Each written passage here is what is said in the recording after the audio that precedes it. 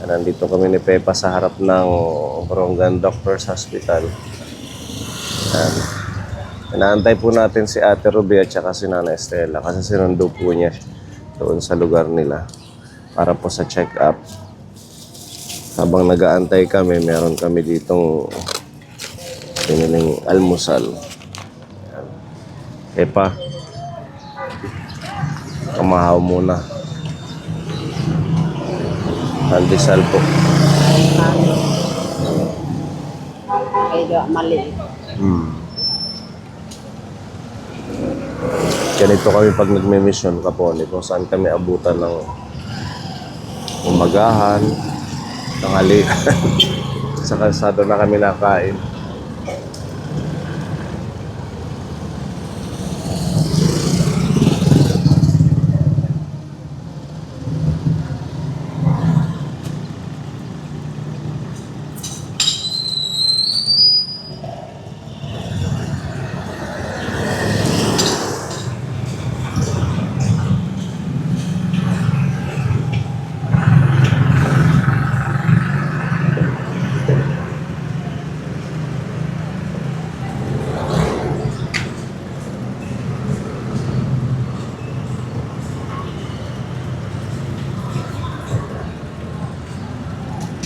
Pero kung kumita. Good morning. Ano, ready ka na? Diretso na tayo dyan.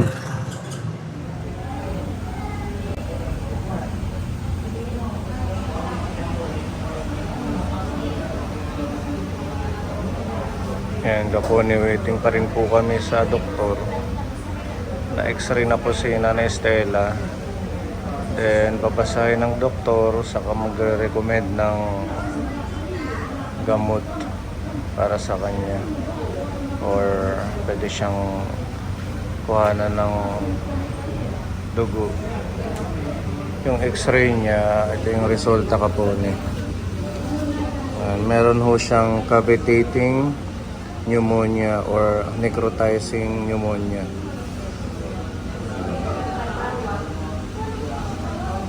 Hapon na po, inaantay pa namin yung doktor para mabasa po ito at mabigyan siya ng medisina.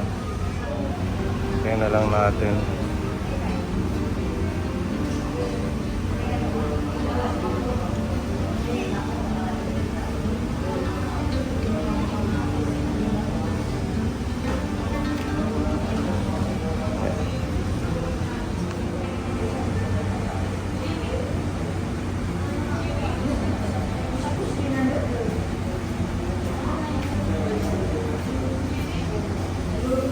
Ano daw?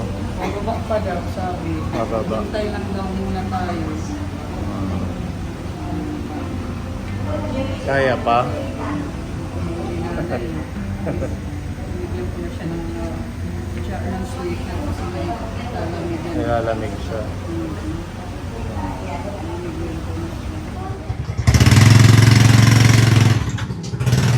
Ayan, kakarating lang po namin Kapone, galing po sa hospital. Ayan, si Ate Ruby po yung kasama ni Nanay Estela sa loob ng clinic.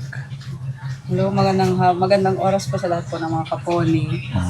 Anong sabi ng doktor? Ayun nga po, yung sa resulta po ng x-ray ni Nanay Estela, ito po, nagulat po si doktora na ganito yung sitwasyon yung kanyang baga na yung left and right niyang baga ay kaunti na lang yung natitira na nababalutan na po siya ng Fluid, gano'n? fluid at saka may may bacteria po. Oh, may bakterya. Opo, kaya so that's possible ang sabi nga ni doktora na gusto na nga i-confine si nanay kanina, hindi na siya pinauuwi.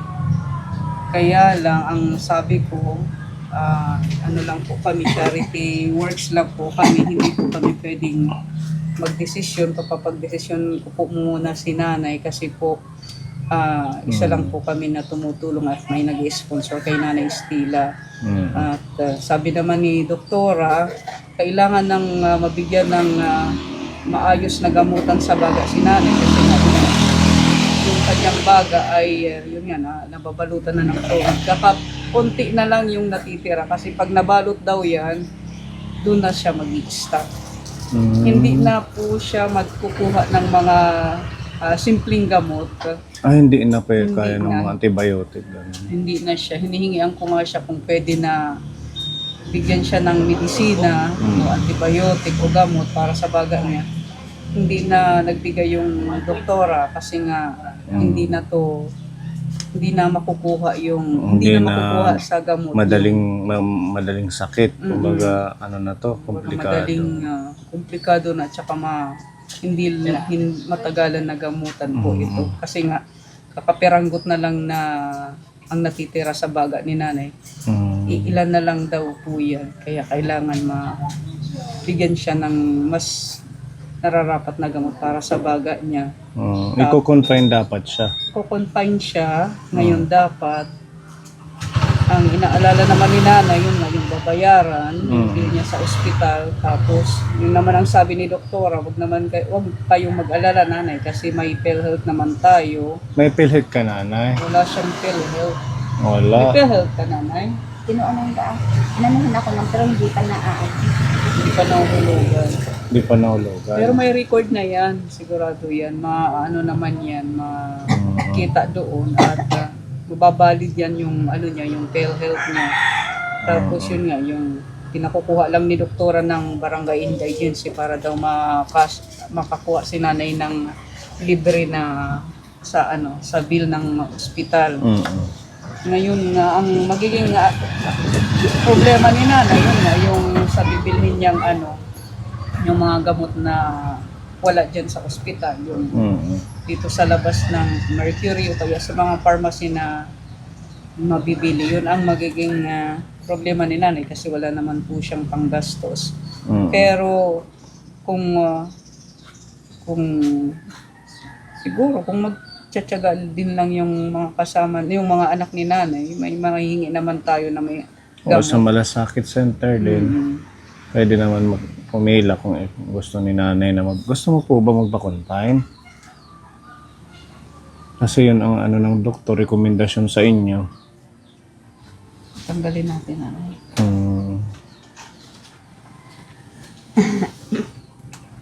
Hindi na daw siya makakahinga pag nagtagal pa yan. Hindi na daw makakahinga si nanay pag hindi yan naagapan. Kasi kakaunti na lang yung natitirang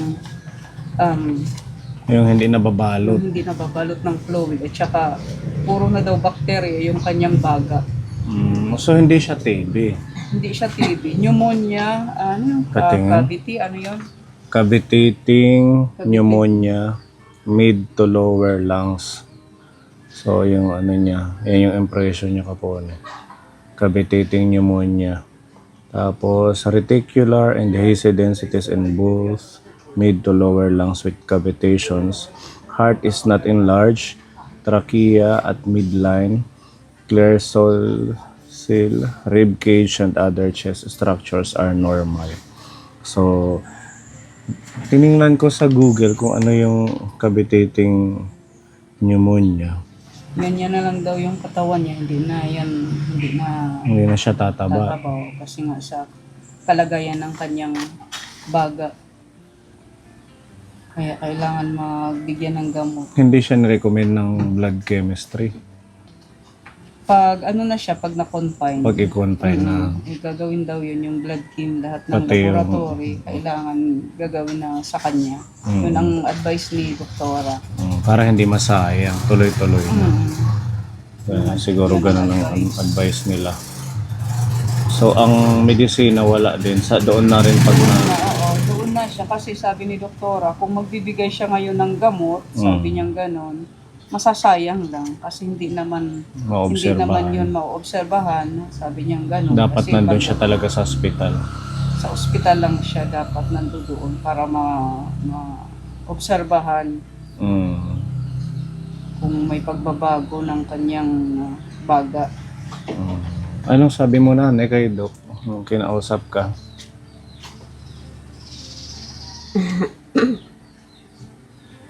Ayun, sabi niya, ipakumbay na ko. Pero Sabi ko, kausapin ko naman yung mga anak ko. Mag-usap-usap muna kayo. Kailangan as soon as possible, huwag mong patagalin. Kasi kung halimbawa man hindi ka magpapakonfine, wala namang gamot na binigay. Wala. Kahit resita na Hindi na rin madadala ng gamot na ano eh. Kailangan may antibiotic siya sa ospital. Ganun ang sabi niya. Ano pala ito? Yung kanyang cavitating pneumonia, rare pala siyang pneumonia. Tapos yung lung tissue namamatay tapos nagkakaroon ng cavities. Characterized by the formation of pus-filled cavities in the lungs, often result as severe infection. Yung tinatawag na necrotizing, yung lung tissue namamatay tapos nagliliquefy. Yan yung ano sa kanya kasi may infection na yung baga niya. Yun ang pinag-aalala ni doktora. It's a complication of community-acquired pneumonia often occurring in patients with weakened immune system. Pag mahina ang immune system mo, kakapitan ka ng ganyan.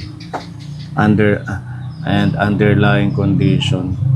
Tapos bacterial, fungal infections are common culprits.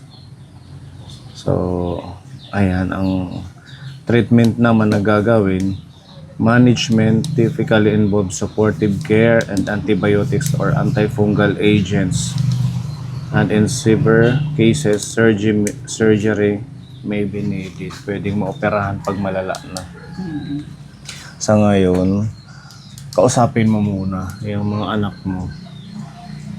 Kailangan siguro, nasa sayo pa yung PhilHealth card mo. Wala na. Pwede ba yun matrace pa? Matrix siguro yan. Para sakaling magpa-confine ka. Ang laki kasi ng tulong ng PhilHealth. Almost 50% yata yung nalilis doon.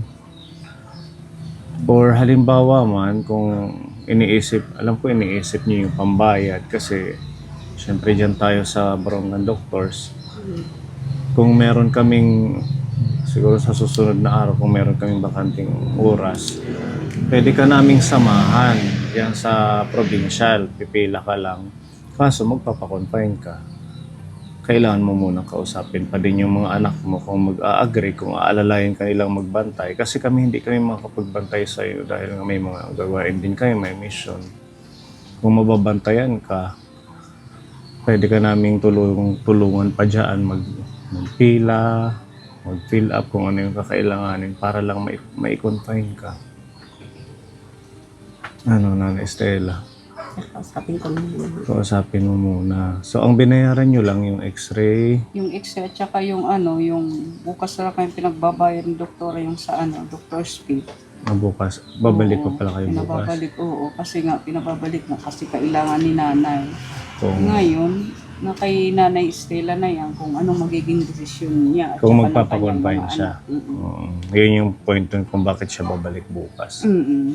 Saka na itutuloy yung blood chem tapos yung ibang gamutan. Opo, pag confine na po siya. Mm. Para sabi ni doktora, hindi masayang ma-continue yung kanyang gamutan. Kailangan na daw ito gawin, sabi ni doktora. Sabi ni Doc. Kaya yun ang sa amin, hindi na nga kami kanina pinalalabas ni doktora eh. Gusto niya confine na, wag na daw kami umuwi. Yun ang sa amin ni doktora. Ayun ang pinakiusapan ko na lang si doktora na mabalik po kami bukas kasi nga yung kailangan makipag-usap siya sa mga anak niya. Hindi na siguro ito makukuha ng mga sibukaw, yung mga dahon-dahon. Hindi na kasi malawak na daw sabi ni ayan simula ito po. dito sa may taas pababa daw po. Ito Malawak siguro na yun ito. Ang niya, ang tawag niyan. Yung liquefy na Oo. parang fluid. Tapos may may bacteria pa, infection. Hindi ba siya nakakahawa? Hindi ko natanong. Tapos may infection pa yung baga ni nanay. Kaya ora-oraga si doktora kanina nagdesisyon na confine na nanay. So pag nabalot yun, possible hindi na siya makahinga. Ganun na nga po. Kasi ngayon palang hinahapo-hapo ka na Yun. Kaya nag-ano ka rin ng dugo. Hindi pala siya dahil sa tuberculosis. Dahil sa ito, cavitating or necrotizing Tapos may bacteria pneumonia. pa. Infection na siya. Kaya pala hindi siya tumataba talaga. Kahit noon pa, nung, di ba, nung binablog ko kayo nung 5 years ago, ganyan yung katawan mo. Inuubo-ubo ka na rin nun. Hindi ka ba nag-visit sa health center?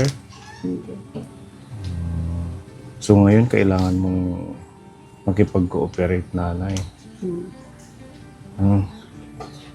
Kasi walang option. Doktor na mismo ang nagsabi na emergency yung kaso mo. Tsaka rare yung pneumonia mo. Hindi siya yung pneumonia lang na ordinaryo.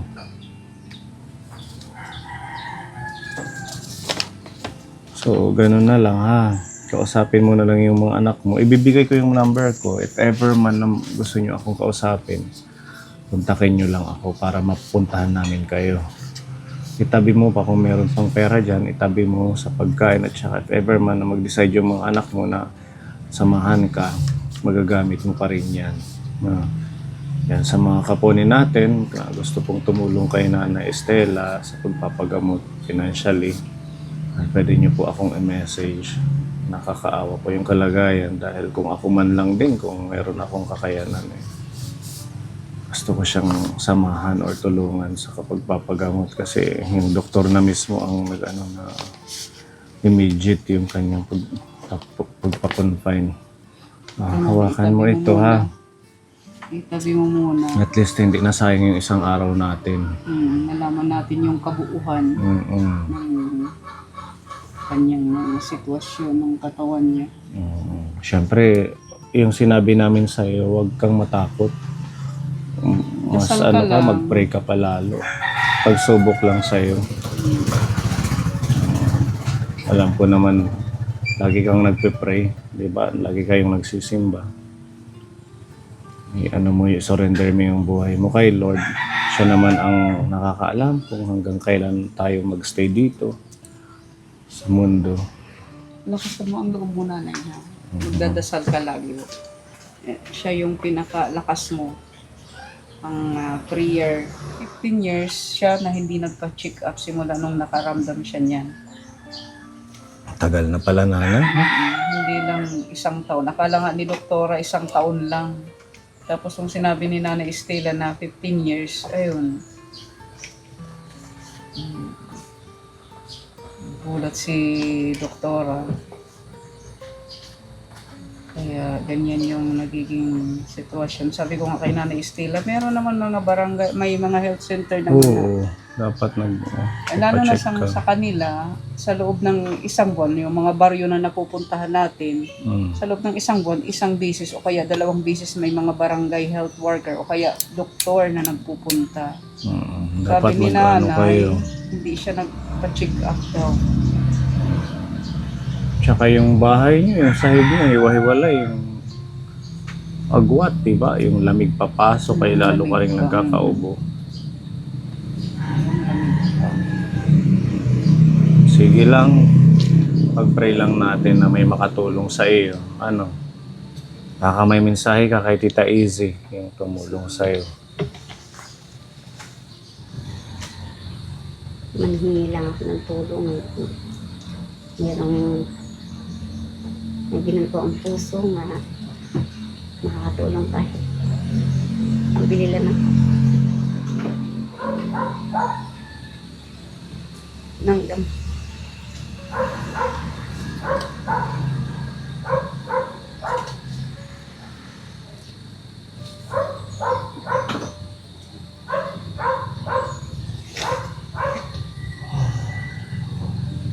Pray lang po, Nana Estela, no?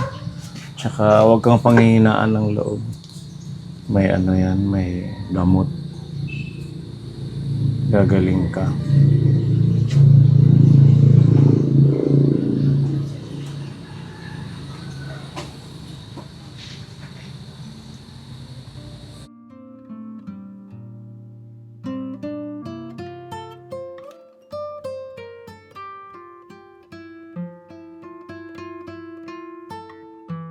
Sige, ihatid ka namin para makapagpahinga ka din. Yan, salamat po, Tita Easy. At least napacheck up po natin siya. Salamat sa tulong mo.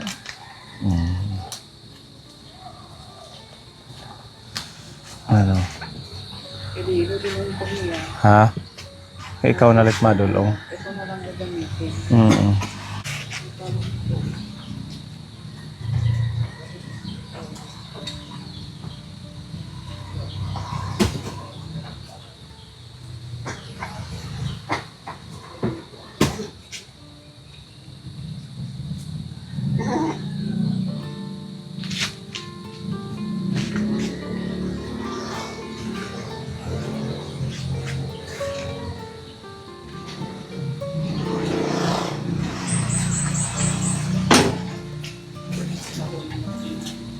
Nay, oh, pasalubong mo dun sa mga Kailangan may ha? tiyo pag sakit. Okay. Bang makuliwan ko.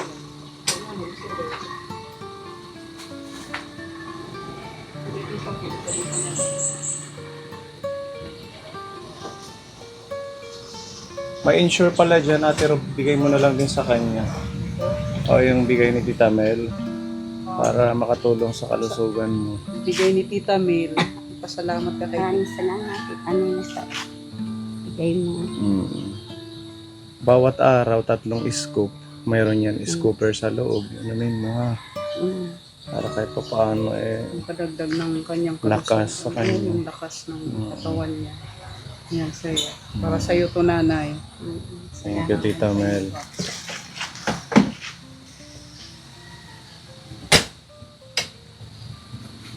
Sige, ingat kayo.